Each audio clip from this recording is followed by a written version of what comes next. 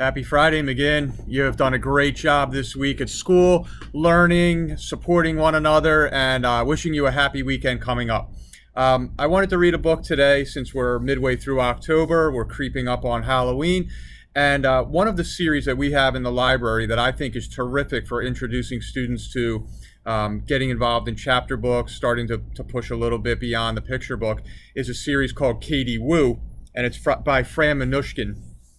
And the book we'll pick today, we probably have 30 to 40 Katie Woo titles in our library, and she's always going on an adventure. And with Halloween coming up, here is Katie and the Haunted Museum.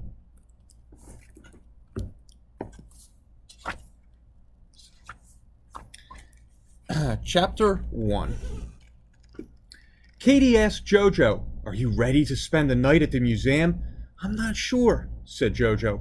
"I've never slept next to dinosaurs before."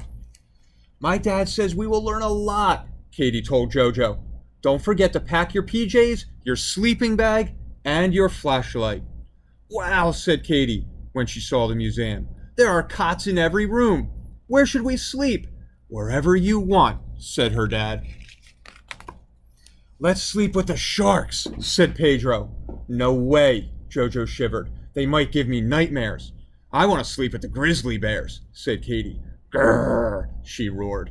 "Oh," joked her dad, "you scared me." "I can't wait to see the live animals," said Katie. They saw an eagle and an alligator. "Wow," said Katie, "they are very alive." On the way back to their cots, Katie waved to the owls. "Hoo, hoo," she hooted. "Stop," said Jojo. "You sound like a ghost." Chapter 2. More to explore. The friends' cots were cozy, and they soon fell asleep. And then suddenly, Pedro woke up. "Yikes!" he yelled. "Something's pinching my toe." Was it an alligator? No, it was Katie. "I can't sleep," she said. "Dad says it's okay to walk around some more." Jojo jumped up. "Don't leave me alone with the bears." Katie turned on her flashlight and led the way. They saw big and small elephants walking in a line. "Let's do that too," said Katie. "Cool," her dad smiled.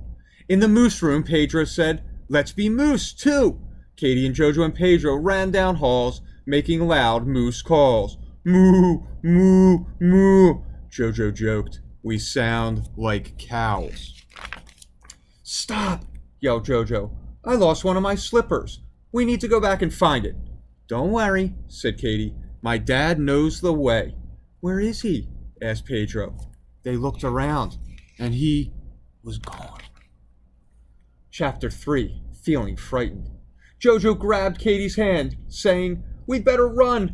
That dinosaur's staring right at us." "No way," said Katie. "He's been dead for millions of years." "Yikes," yelled Pedro, pointing at a shadow. "That animal's not dead." "Right," said Katie. "Now we should run."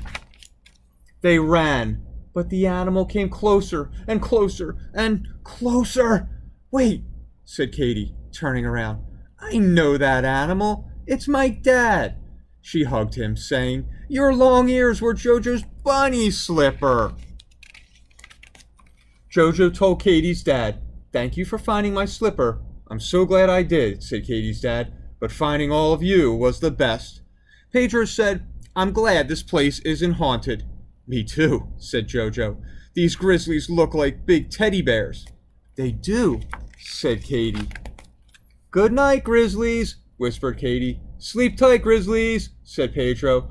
"Good night, teddy bears," said Jojo. And they slept very well. And that is one of our Katie Woo stories. Students at all times ask me, and I can kind of guide you to new series that we have, or any series that we had if you're interested in a specific character or a topic. And as you push yourselves, I'll definitely work with you to kind of increase your reading and challenge yourself. And I look forward to sharing tons of the new titles that we have in our library. Have a great weekend, and we'll see you soon.